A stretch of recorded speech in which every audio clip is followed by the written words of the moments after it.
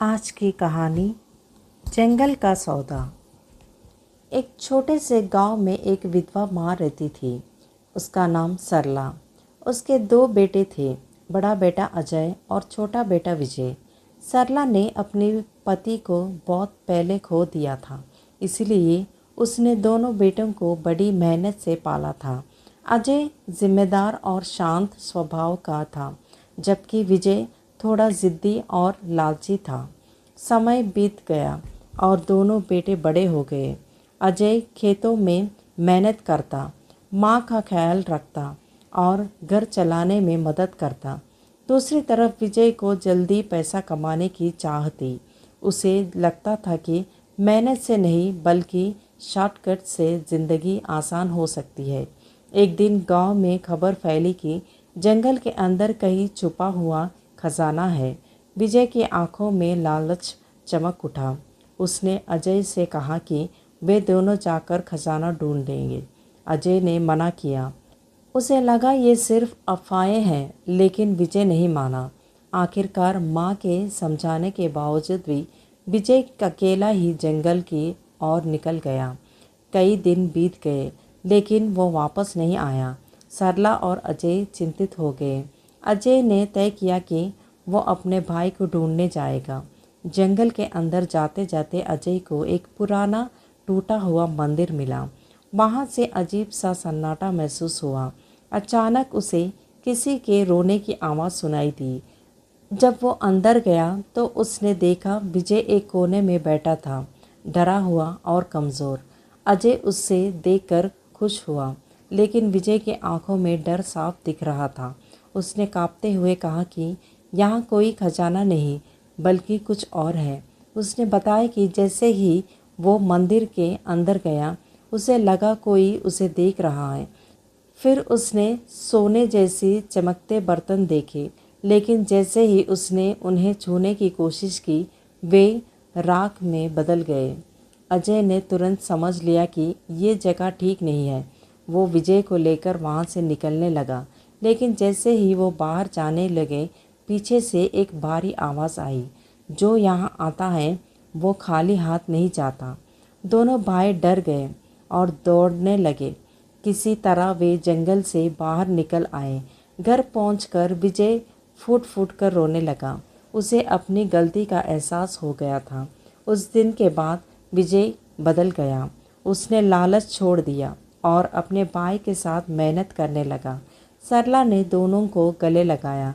उसकी आंखों में खुशी और राहत थी, लेकिन कभी कभी रात के सन्नाटे में विजय को अभी भी वही आवाज़ सुनाई देती, तुम कुछ छोड़ आए हो। और हर बार वो डर कर जाग जाता, क्योंकि उसे याद आता वो वहाँ से कुछ नहीं लाया, लेकिन कुछ शायद उसके साथ आ गया था। विजय के लौट आने के बाद सब कुछ सामान्य दिखने लगा, लेकिन उसके अंदर कुछ बदल चुका था। वो पहले जैसा नहीं है, ज़्यादा चुप रहने लगा।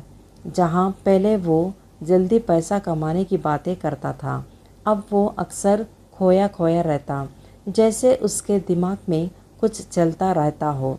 अजय ने कई बार उससे पूछा कि जंगल में क्या हुआ था, लेकिन विजय हर बार बात टाल देता।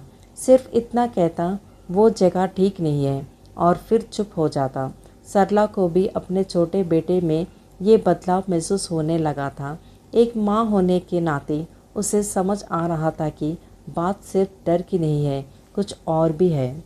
एक रात सरला की नींद अचानक खुल गई। उसने देखा कि विजय बिस्तर पर नहीं था। दरवाज़ा आधा खुला था। उसका दिल तेज़ धड़कने लगा। वो तुरंत बाहर निकली, और जो उसने देखा उससे उसके पैर तले ज़मीन खिसक गई। विजय आंगन में खड़ा था, लेकिन अकेला नहीं। वो जैसे ही किसी से बात कर रहा था। उसकी आवाज़ धीमी थी, लेकिन शब्द साफ थे। मैंने कहा ना, मेरे पास कुछ नहीं है। सरला ने हिम्मत करके पूछा, विजय, तुम किस से बात कर रहे हो? विजय ने धीरे धीरे उसकी तरफ मुड़ा। उसकी आंखें अजीब लग रही थी, जैसे वो पूरी तरह जागा हुआ भी नहीं था।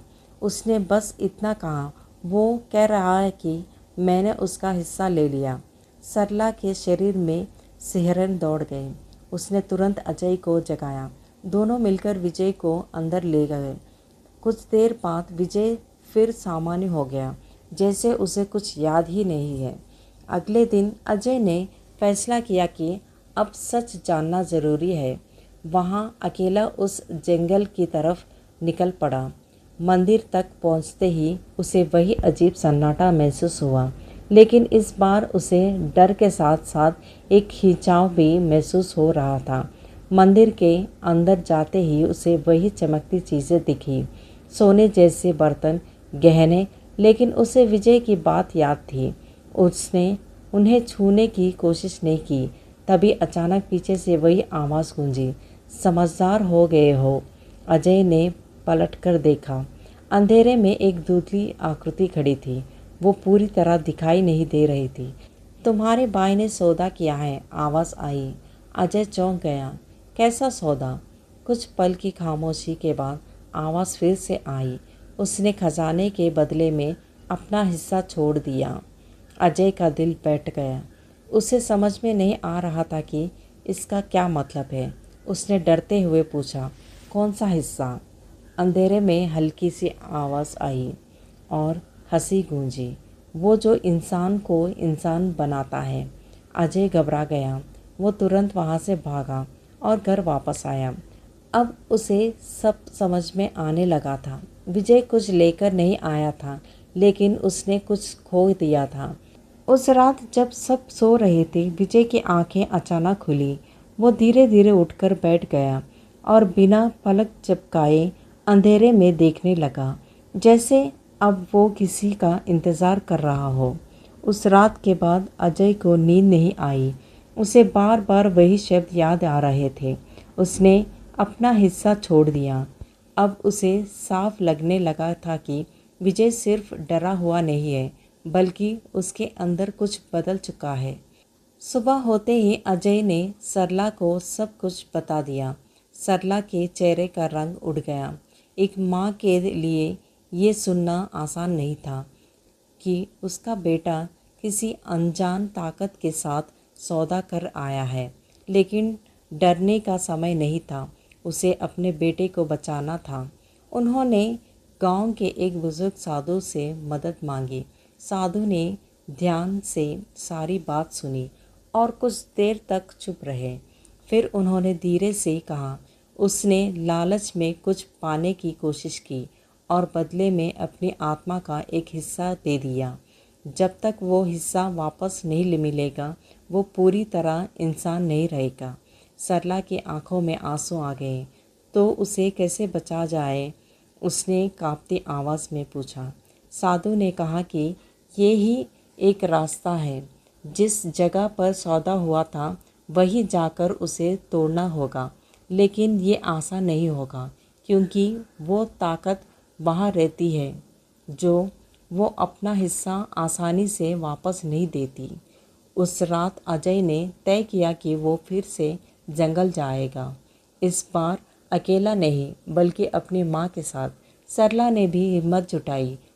वो अपने बेटे को खोने नहीं वाली थी। जैसे ही वे मंदिर पहुँचे, हवा अचानक भारी हो गई।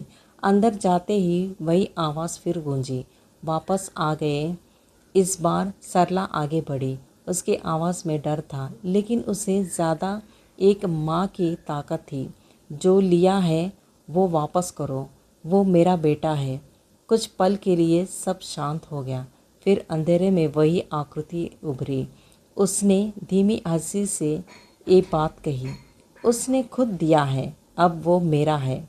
अजय ने हिम्मत करके कहा, उसने लालच में गलती की, लेकिन उसे सुधारने का मौका मिलना चाहिए। अचानक मंदिर के अंदर हलचल हुई। ज़मीन जैसे कांपने लगी। आवाज़ गूंजी, ठीक है, एक मौका। फिर शर्त सामने आई, या तो वो अपना खोया हिस्सा खुद लेकर जाएगा, या कोई और उसके बदले अपना हिस्सा छोड़ दे। सरला और अजय एक दूसरे को देखने लगे। दोनों समझ गए कि इसका मतलब क्या है। घर वापस आने के बाद उन्होंने विजय को देखा। वो चुपचाप बैठा था। उसकी आंखों में अब कोई भावना नहीं थी, जैसे वो आधा इंसान रह गया हो। सरला उसके पास बैठी। उसके सिर पर हाथ रखकर उसने ये कहा। उसकी आंखों से आंसू बहने लगे। उसने मन की मन ही एक फ़ैसला कर लिया था, क्योंकि एक माँ के लिए अपने बच्चे को खोना खुद को खोने से भी ज़्यादा दर्दनाक होता है। उस रात सरला ने कोई बात नहीं की। वो बस चुपचाप अपने दोनों बेटों को देखती रही। अजय जो सब समझ रहा था और विजय जो अभी भी उनके सामने होते हुए भी कहीं खो चुका था। घर में एक अजीब सा सन्नाटा था, जैसे सब कुछ किसी बड़े फैसले का इंतज़ार कर रहा हो। आधी रात के बाद सरला धीरे से उठी। उसने विजय के सिर पर हाथ फेरा और वो बिल्कुल ठंडा था, जैसे उसमें कोई भावना ही नहीं थी। फिर उसने अजय की तरफ देखा। अजय जाग रहा था। उसकी आंखों में डर भी थी और समझ भी। माँ, आप क्या करने जा रही है? उसने धीमी आवाज़ में पूछा। सरला ने बस इतना कहा जो एक माँ को करना चाहिए। अजय ने उसका हाथ पकड़ लिया। नहीं माँ, मैं जाऊँगा। आप नहीं। लेकिन सरला ने सिर हिला दिया। तू मेरा सहारा है और वो मेरा बेटा। मैं उसे खोना नहीं चाहती। सुबह होने से पहले ही सरला अकेले जंगल की ओर निकल गई। अजय पीछे पीछे गया, लेकिन उसने खुद को छुपा लिया। वो जानता था कि ये रास्ता माँ ने खुद चुना है। मंदिर के अंदर पहुँचते ही वही आवाज़ फिर गूंजी। आ गए। सरला बिना डरे आगे बढ़ी। उसकी आवाज़ अब स्थिर थी। मैं सौदा पूरा करने आई हूँ। अंधेरे में वो आकृति फिर उभरी। तुम जानती हो इसका मतलब? सरला ने आंखें बंद कर ली और कहा, हाँ, मेरा हिस्सा। उसकी जगह। एक पल के लिए सन्नाटा छा गया। फिर अचानक मंदिर के अंदर तेज हवा चली। ज़मीन कांपने लगी। घर में उसी समय विजय और ज़ोर से चिल्लाने लगा। उसका शरीर कांपने लगा, जैसे उसके अंदर कुछ वापस लौट रहा हो। अजय उसके पास भागा। उसने देखा विजय की आंखों में पहली बार डर और दर्द दोनों दिख रहे थे, जैसे वो वापस आ रहा हो। उधर मंदिर में सरला धीरे धीरे ज़मीन पर गिर रही थी। उसके चेहरे पर दर्द था, लेकिन एक सुकून भी था। अब मेरा बेटा वापस है, उसने आखिरी बार कहा और फिर सब शांत हो गया। अगली सुबह अजय और विजय दोनों मंदिर पहुंचे। वहाँ कोई आकृति नहीं थी, बस सरला ज़मीन पर पड़ी थी, शांत, बिना किसी हलचल के। विजय फूट फूट कर रो पड़ा। उसे सब याद आ चुका था। उसका लालच, उसका डर और उसकी माँ का बलिदान। उस दिन के बाद विजय पूरी तरह बदल गया। उसने कभी लालच की तरफ देखा ही नहीं। अजय और विजय दोनों ने मिलकर माँ की याद में उस मंदिर को बंद कर दिया। लेकिन कभी कभी रात के सन्नाटे में अजय को एक धीमी आवाज़ सुनाई देती, मैं ठीक हूँ। और उस आवाज़ में डर नहीं है, सिर्फ एक माँ का सुकून होता है।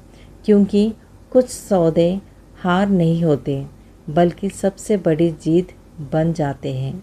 यही इस कहानी का अंत है।